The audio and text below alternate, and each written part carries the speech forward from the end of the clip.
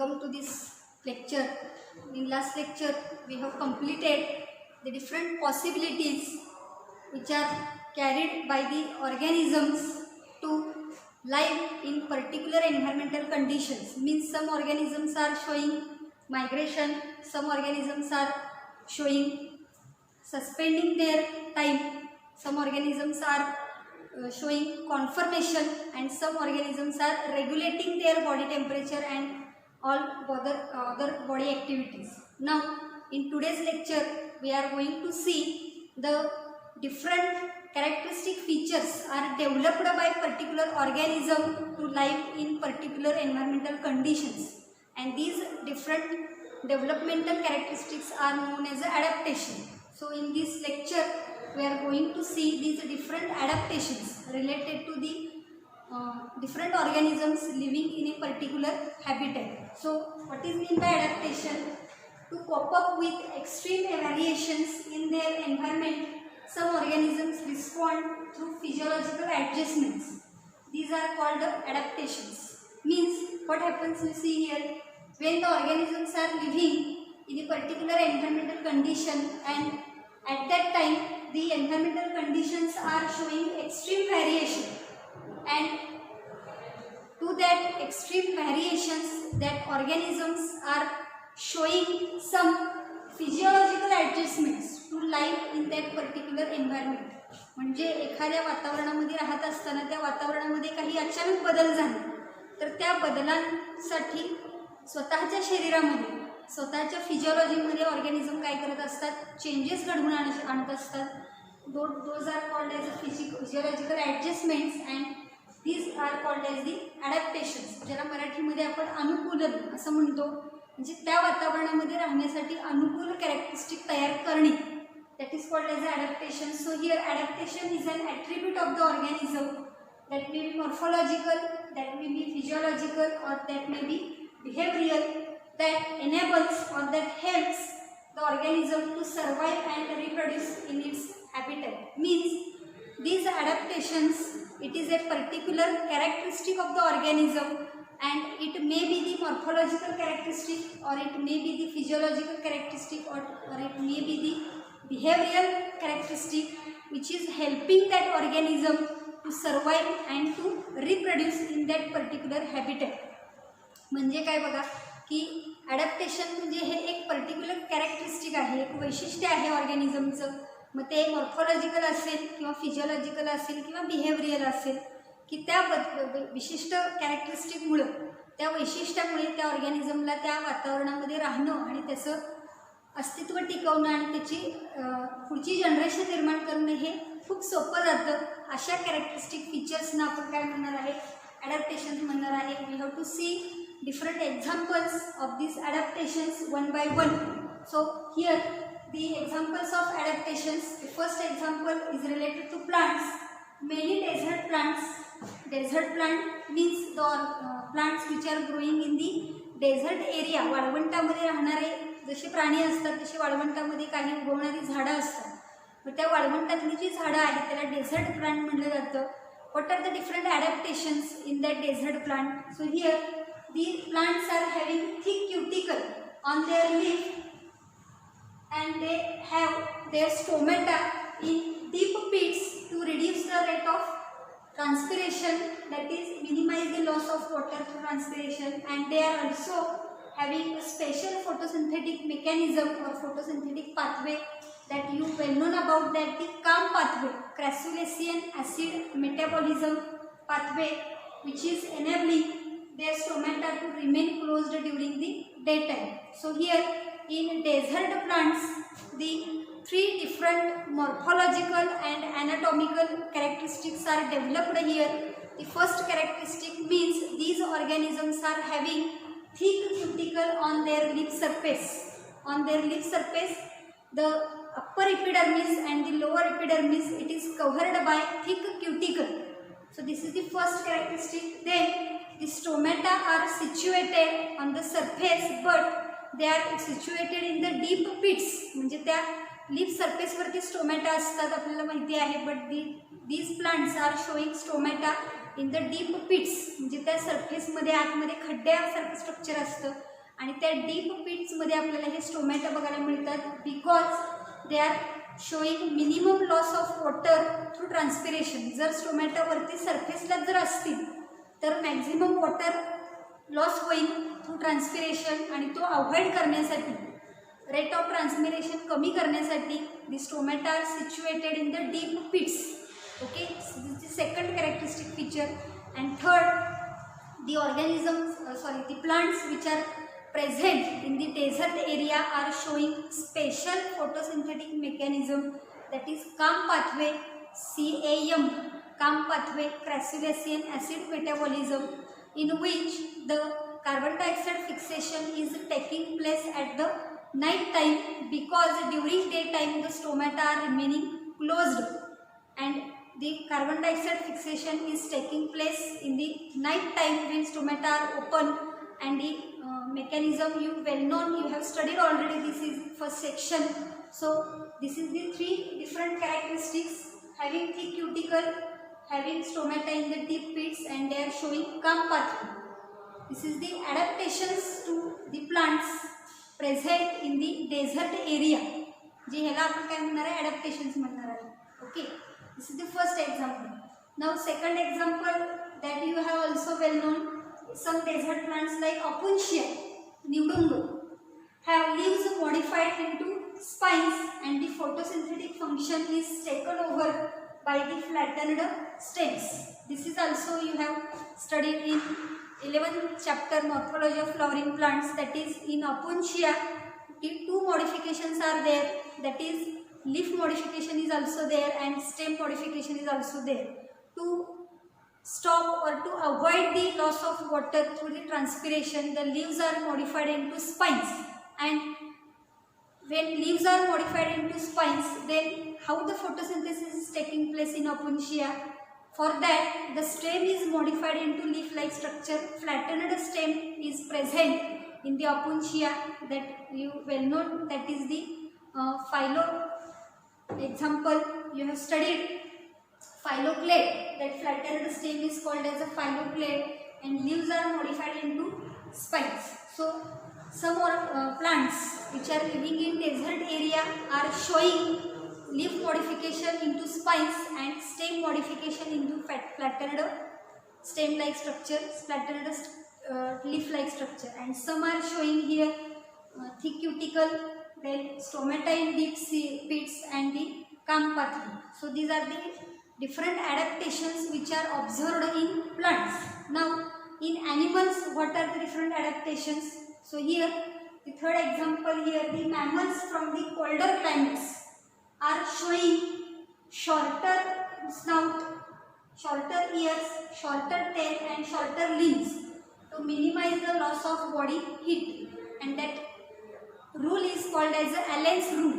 This rule is called as the Allen's rule, means the mammals which are having their habitat in the colder climatic conditions, to avoid the heat loss from the body, they are showing shorter limbs, shorter snout, shorter ears, shorter tail. For example, here you can observe the silkfish.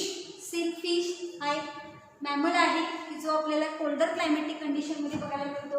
Snout म्हणजे हा पुढचा जो भाग आहे आपला, त्याला snout म्हटलं जातं. Very shorter snout is there, very shorter ears are there, very shorter tail is there, and very shorter limbs are there.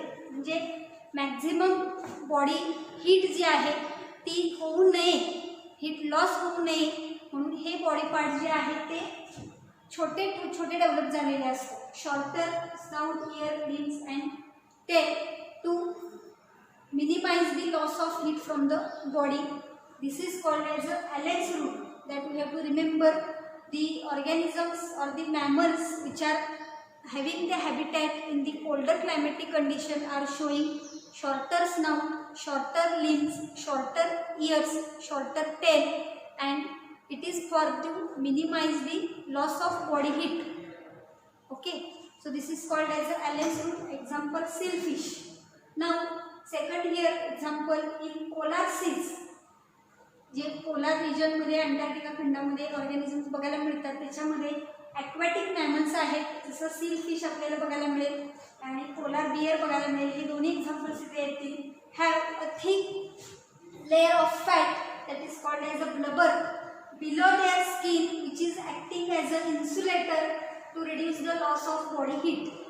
Another adaptation or another modification of the characteristic is present in the polar sea animals, the organisms which are living in polar sea, the aquatic mammals are having a thick layer of fat inside their body surface. म्हणजे ही बॉडीची skin असेल तर ह्या बॉडीच्या स्किनच्या आतमध्ये आपल्याला काय बघायला मिळतं, a thick layer of fat which is called as a blubber. त्याला ब्लबर असं म्हणलेलं आहे. And this blubber is acting as a insulator to maintain the heat inside the body. उष्णतावर्धक असा शब्द वापरलेला आहे इथे. इन्सुलेटर म्हणजे उष्णतावर्धक. उष्णतावर्धक म्हणजे उष्णता वाढवणार, बॉडी हीट वाढवणार. So this thick layer of fat blubber is increasing the body heat and therefore in colder climatic condition in polar seas these mammals are living in better way due to the presence of this thick layer of fat that is blubber which is acting as a insulator. म्हणजे हे अजून एक characteristic feature आपल्याला बघायला मिळेल की जे polar सीजमध्ये राहणारे ॲक्वॅटिक मॅमल्स आहेत त्यांच्यामध्ये बॉडी हीट मेंटेन करण्यासाठी त्यांच्या बॉडी सरफेसवरती आपल्याला काय बघायला मिळतं, एक थिक लेअर ऑफ फॅट बघायला मिळतं. त्याला ब्लबर म्हणलेलं आहे which is acting as a insulator. So these are the two examples for that. For this example you have to remember sailfish and for this example you have to remember polar bear. Okay, now another adaptations we have to see here. Some organisms are showing behavioral responses to cope up with variation in their environment. जे काही ऑर्गॅनिझममध्ये आपल्याला behavioural adaptation बघायला मिळतं, behavioural response बघायला मिळतो. Behavioural म्हणजे काही त्यांच्या वर्तनामध्ये बदल होतो, बाकी शरीरामध्ये काही त्यांचे चेंजेस होत नाहीत. शरीरामध्ये कुठलं मॉर्फोलॉजिकल कॅरेक्टर डेव्हलप होत नाही, but they are changing they have behaviour. So here you have to see the example in the desert lizard. Desert lizard म्हणजे वाळवंटामध्ये आढळणारा सरडा. गार्डन लिझार्ड आपल्याला माहिती आहे, आपल्याकडे जनरली बागेमध्ये बघायला मिळतो सरडा, तो वेगळा. डेझर्ट लिझार्डमध्ये आपल्याला सरड्यामध्येच वेगळे काही कॅरेक्टरिस्टिक्स बघायला मिळतं, म्हणून त्याला डेझर्ट लिझार्ड म्हणलेलं आहे. So these desert lizard are managing to keep their body temperature fairly constant by behavioural adaptations. Means these desert lizards are present in the higher temperature region, hot region they are present, but they have ability to keep their body temperature constant by behavioral means. म्हणजे जरी ते उष्ण वातावरणामध्ये उष्ण प्रदेशामध्ये राहत असतील तरी त्यांच्यामध्ये बॉडी टेम्परेचर कॉन्स्टंट ठेवण्यासाठी बिहेवियरल ॲडॅप्टेशन झालेलं आहे. ते काय झालेलं आहे ते इथे दिलेलं आहे. They bask in the sun and absorb heat and when their body temperature drops below the comfort zone but move into shade when the ambient temperature starts increasing. What does it mean? You can observe here, when their body temperature drops below the comfort zone, they bask in the sun and absorb heat. म्हणजे ज्या वेळेला शरीराचं temperature हे comfort झोनपेक्षा कमी झालेलं असतं, म्हणजे जेवढं लागणार आहे त्यापेक्षा कमी झालं समजा, तर ते काय होतात, सूर्यप्रकाशामध्ये येतात अँड ते बास्क इन द सन म्हणलेलं आहे, म्हणजे ऊन खाणे. आपल्यासुद्धा थंडीच्या दिवसामध्ये बघा आपल्याला खूपच थंड वाटायला लागलं तर आपण जरा वेळ उन्हामध्ये जाऊन बसतो, म्हणजे ऊन आपल्या शरीरावरती पडलं की आपलं थंडी काय होते, निघून जाते. मग ऊन खाणे असा त्याला शब्द वापरलेला आहे. ते bask in the sun and absorb heat. तसं आपण सुद्धा थंडीच्या दिवसामध्ये उन्हामध्ये गेलो की आपलं शरीर काय करतं, हीट ॲब्सॉर्ब करतं आणि थंडी थोडीशी निघून जाते. ही बिहेवियर त्यांच्यामध्ये बघायला मिळतं. But move into shade when the ambient temperature starts increasing. पण जसं जसं उन्हाचे चटके लागायला लागतात, टेम्परेचर वाढायला लागतं, तसं ते पुन्हा काय होतात, शेडमध्ये जातात, पुन्हा ते सावलीच्या ठिकाणी जातात. आपणही थंडीच्या दिवसामध्ये तसं करतो की खूपच थंडी वाजायला लागली तर उन्हामध्ये जाऊन बसतो, पण काही काळ उन्हामध्ये बसल्यानंतर पुन्हा उन्हाचे चटके बसायला लागतात, मग पुन्हा आपण काय होतो, सावलीमध्ये येतो. सेम मेथडने इथं काय केलेलं आहे या डेझर्ट लिझार्डमध्ये आपल्याला बघायला मिळतं. त्याला बिहेवियरल ॲडॅप्टेशन म्हणलेलं आहे. म्हणजे इथं स्वतःच्या शरीरामध्ये कोणत्याही पद्धतीचं ते मॉर्फोलॉजिकल कॅरेक्टरिस्टिक डेव्हलप करत नाहीत, पण जर खूपच थंडी वाटली किंवा खूपच टेम्परेचर कमी झालं शरीराचं तर ते उन्हामध्ये जातात, हीट ॲब्सॉर्ब करतात आणि जास्तच हीट वाढायला लागली तर पुन्हा ते सावलीमध्ये जातात. तेच कॅरेक्टरिस्टिक इथं लिहिलेलं आहे. They bask in the sun and absorb heat when their body temperature drops below the comfort zone but moving to shade when the ambient temperature starts increasing. I hope you understand this behavior of this desert lizard. And some species burrow into the sand to hide and escape from the heat. काही species जे आहेत, काहीमध्ये हे behaviour बघायला मिळतं, but some species are burrowing their body into the sand and they hide to escape the heat. आणि काही जे species आहेत डेझर्ट एरियामध्ये राहणारे ते काय करतात, स्वतःला जमिनीमध्ये गाडून घेतात हीटपासून संरक्षण मिळवण्यासाठी. So some are showing this type of behaviour and some are showing the burrowing into the sand to avoid the heat. So these are the different adaptations or different characteristics to live in that particular environmental conditions.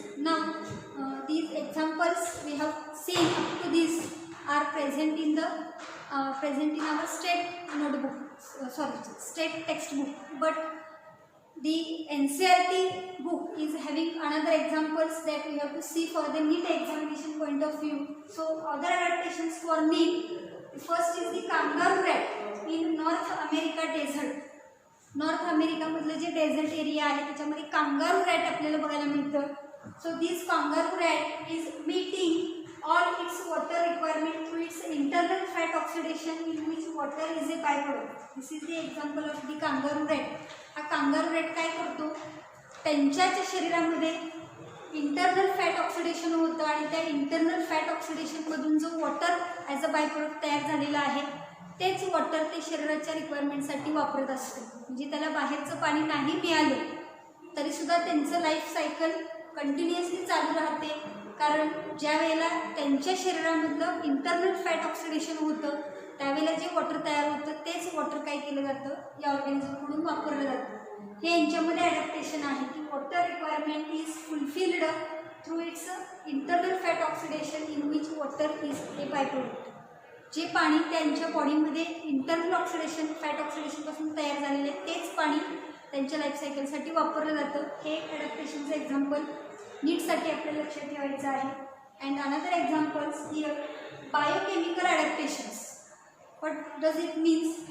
Marine invertebrates and fishes at greater depth in the ocean where pressure is 100 times greater than the normal atmospheric pressure.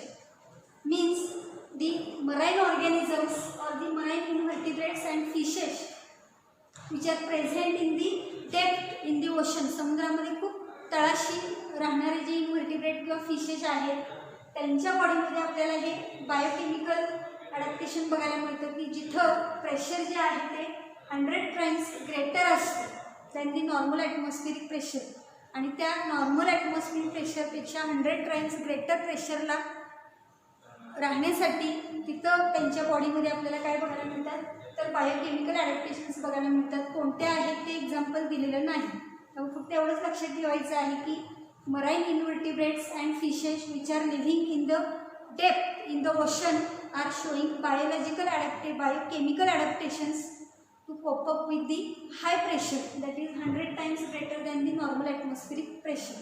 Okay, next example here is the physiological adaptation. Means here some microbes that is archaebacteria flourish in hot springs and deep sea hydrothermal vents where temperature is more than 100 degrees centigrade. As we have seen the hydrothermal vents, समुद्राच्या तळाशी अशा काही जागा असतात की तिथं temperature जे आहे ते 100 डिग्री सेल्सिअसपर्यंत हाय असलेलं आपल्याला बघायला मिळतं. किंवा काही हॉट स्प्रिंग्ज आहेत, गरम पाण्याचे झरे आपण त्याला म्हणतो, जिथं टेम्परेचर 80 डिग्री ते 100 डिग्री आपल्याला बघायला मिळतं.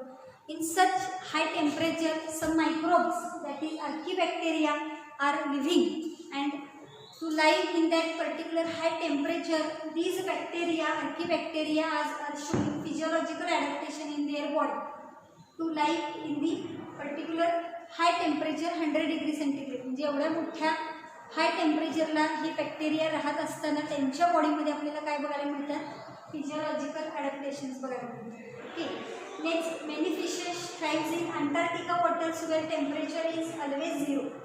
त्या उलट काही अंटार्क्टिका खंडामधले ऑर्गॅनिझम काही फिशेस बघितले तर ते ऑलवेज 0 डिग्री किंवा -डिग्री टेम्परेचरला त्यांचं लाईफ काय करत असतात, व्यतीत करत असतात. त्यांच्यामध्ये सुद्धा आपल्याला ॲडॅप्टेशन्स बघायला मिळतं. त्याला फिजिओलॉजिकल ॲडॅप्टेशन म्हणलेलं आहे. म्हणजे हाय टेम्परेचर किंवा लो टेम्परेचर या ठिकाणी जर राहायचं असेल तर त्या ऑर्गॅनिझमच्या बॉडीमध्ये आपल्याला काय बघायला मिळतं, फिजिओलॉजिकल ॲडॅप्टेशन्स बघायला मिळतं.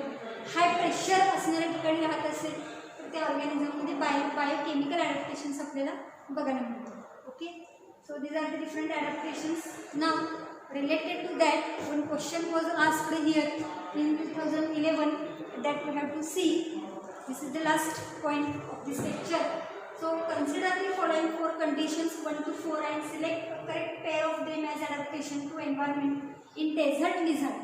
तो 4 पॉईंट दिलेले आहेत. डेझर्ट लिझार्डला कुठले त्यातले सुटेबल आहेत ॲडॅप्टेशन ते आपल्याला ओळखायचे आहे. So here conditions are given. First is the burrowing in soil to escape high temperature. Second, losing heat rapidly from the body during high temperature. Bask in sun when temperature is low, and insulating body due to thick fatty dermis. So these 4 conditions are given. Out of that, you have to identify a pair of adaptations to environment in desert lizard. Desert lizard मध्ये त्या particular एन्व्हायरमेंटमध्ये राहत असताना कोणते आपले conditions त्याला suitable आहेत हे ओळखायचं आहे आपल्याला. बघा, डेझर्ट लिझार्डच्या बाबतीमध्ये आत्ताच आपण पॉईंट बघितलेला आहे. कुठले 2 येतील, 3, 4, फर्स्ट 3, सेकंड 4 और first second. So here burrowing in soil to escape high temperature येईल. तर हे हाय टेम्परेचरमध्ये डेझर्ट लिझार्ड काय करणार आहेत, स्वतःला बोरो करून घेणार आहेत जमिनीमध्ये. बरोबर आहे, आणि हे करेक्ट आहे. फर्स्ट, आता फर्स्ट कुठं आहे, इथे एक आणि इथे एक आहे. हे 2 ऑप्शन कॅन्सल झाले.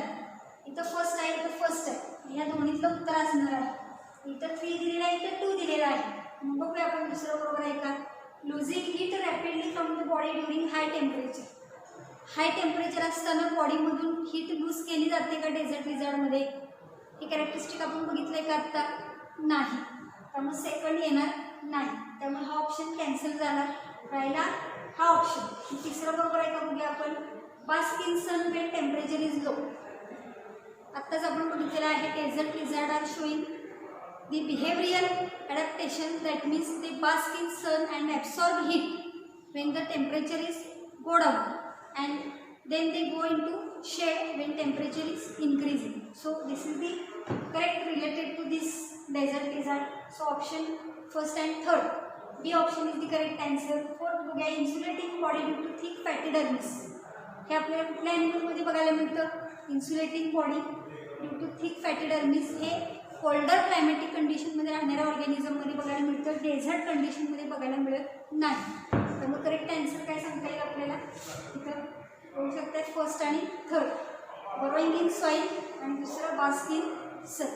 Okay, so in this lecture we have seen what is meant by adaptation and the different examples of plants and animals showing different adaptations living in a particular environmental condition.